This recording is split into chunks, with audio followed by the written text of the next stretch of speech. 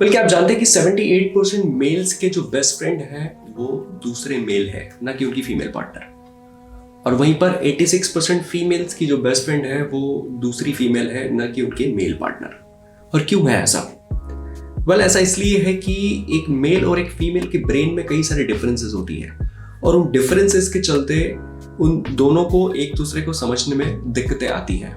Right, एक mail दूसरे mail को बेहतर समझता है, यही एक वजह है कि चांसेस हैं कि उसका बेस्ट फ्रेंड दूसरा मेल होगा, और एक फीमेल दूसरी फीमेल को बेहतर समझती है। और हम अपने चैनल कपल डायनामिक्स पर इन्हीं डिफरेंसेस के बारे में बात करते हैं, राइट, ताकि आप अपनी फीमेल पार्टनर को, या अगर आप फीमेल है तो आप अपने मेल पार्टनर को ज्यादा बेहतर समझ सकें। You can have better compatibility, you can have better understanding, and you can have a beautiful relationship, right. और इन डिफरेंसेस को नहीं समझने की वजह से ही दुनिया के सारे झगड़े और सारे कॉन्फ्लिक्ट्स हैं। और इन्हीं डिफरेंसेस के चलते आज एक ऐसा डिफरेंस हम आपसे डिस्कस करने वाले हैं जो एक कपल के सेक्सुअल लाइफ से जुड़ा हुआ है। तो दोस्तों, क्या आप जानते हैं कि 76% मेल्स सेक्सुअल इंटरकोर्स के दौरान चाहते हैं कि रूम्स की लाइट चालू रहे? क्या वो इसलिए ताकि वो किसी और वुमेन का नाम ना ले ले गलती से? नहीं, बिल्कुल नहीं। इसकी रीजन कोई और है, राइट। और वहीं पर 36% वुमेन सिर्फ चाहती है कि लाइट्स ऑन रहे, बाकी वुमेन चाहती है कि रूम के लाइट्स बंद होनी चाहिए, right, because they can't see a man enjoying himself, right. पर ऐसा भी नहीं है। अब ये डिफरेंस कितना अजीब है, देखिए, जैसा कि मैंने कहा कि सेक्सुअल इंटरकोर्स एक ही चीज है, कपल भी एक ही है, दोनों एक दूसरे की सेक्सुअल डिजायर को सेटिस्फाई करने के लिए उस चीज को कर रहे हैं, राइट। और वो सब कुछ एक होने के बावजूद भी वहां पर हो रही हर चीज के मायने उन दोनों के लिए बहुत अलग है। वहां पर होने वाली हर चीज का इम्पैक्ट उन दोनों की ब्रेन्स पर या उनकी माइंडसेट पर बहुत अलग होता है।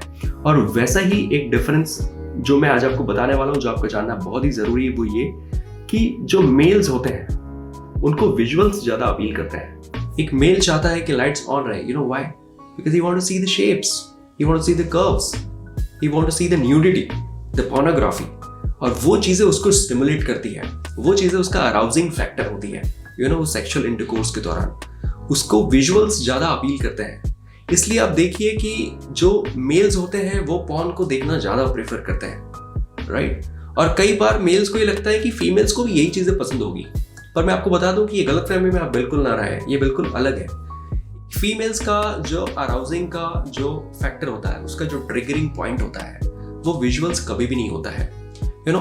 अगर एक फीमेल चाहे कि मेल एक्साइटेड हो, स्टिमुलेटेड हो, अराउज्ड हो for having a great sex, you know, what she has to do is just reach naked in front of him and he will be all set to have this sex, right. उसको arouse करने के लिए आपका naked पहुंचना ही काफी है। पर क्या फीमेल के साथ भी ऐसा है? चांसेस ये हैं कि अगर आप फीमेल के सामने सडनली नेकेड पहुंच गए, she will burst into laughter man at the very first, right. उसे वो चीज उस तरह से एक्साइट नहीं कर सकती जैसा आप एक्साइटेड हो सकते थे उसको देखकर। एक फीमेल के अराउजिंग फैक्टर्स अलग हैं, उसको ऑडिटरी सेंसेस ज्यादा काम करते हैं, उसको सुनना ज्यादा अच्छा लगता है। कोई भी चीज सुनकर वो जितना स्टिमुलेट हो सकती है उतना वो देखकर नहीं होती, इसलिए वो चाहती है कि लाइट्स ऑफ हो। पर उस सेक्सुअल इंटरकोर्स के दौरान वो चाहती है कि वहां कुछ रोमांसिंग टॉक्स हो। For a female, you know, communication is a component की, यू नो, वाइल्ड सेक्स। वो चाहती है कि उस समय आप कुछ विस्पर करें उसके कान में।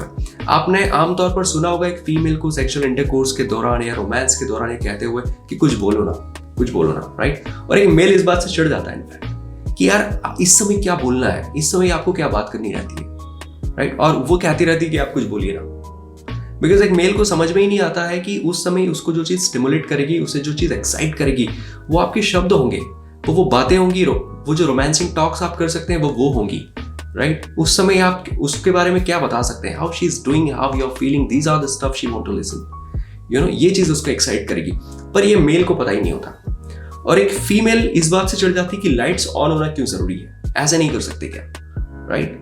पर मैं आपको बता दूं कि एक मेल के लिए विजुअल्स ज्यादा इंपॉर्टेंट है। अगर विजुअल्स नहीं है, अगर वो कोई चीज देख नहीं सकता, तो कितना ही अच्छा सेक्स हो, कितना ही अच्छा रोमांस हो, कितना ही अच्छा सब कुछ हो, वो उतना ज्यादा अराउज्ड फील नहीं करेगा। सो बेसिकली ये एक डिफरेंस है जो मेल और फीमेल कई बार समझ ही नहीं पाते कि सेक्सुअल इंटरकोर्स के दौरान सिर्फ एक लाइट का ही इंपॉर्टेंस उन दोनों के लिए कितना अलग है। विजुअल्स और ऑडिटरी ये दोनों अलग अलग व्यक्तियों के लिए है। विजुअल्स मेल्स के लिए है, ऑडिटरी स्टफ्स फीमेल्स के लिए है, और ये चीज हमें समझने की जरूरत है, राइट। और वैसे ही अगर आप एक बेहतर फिजिकल रिलेशनशिप चाहते हैं अपने रिलेशनशिप में, तो आपको पता होना चाहिए, अगर आप एक मेल है तो, कि फीमेल को क्या क्या चीज़ें अराउज करती है, और एक फीमेल को पता होना चाहिए कि मेल्स को क्या चीज़ें ज़्यादा स्टिमुलेट करती है। अगर आप चाहें तो उस बारे में मुझे कमेंट ज़रूर करें। अगर आप चाहें तो इंस्टाग्राम पर भी मुझे फॉलो करके मुझे मैसेजेस और कमेंट्स के थ्रू बता सकते हैं, तो उस पर भी मैं एक वीडियो ज़रूर लेकर आऊँगा, that what actually turns on a woman and what actually turns on a man, you know.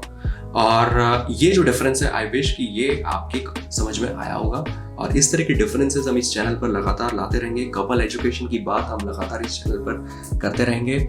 आज के लिए मुझे लगता है कि इतना ही काफ़ी होगा। Thank you so much. Wish you a great relationship. God bless you.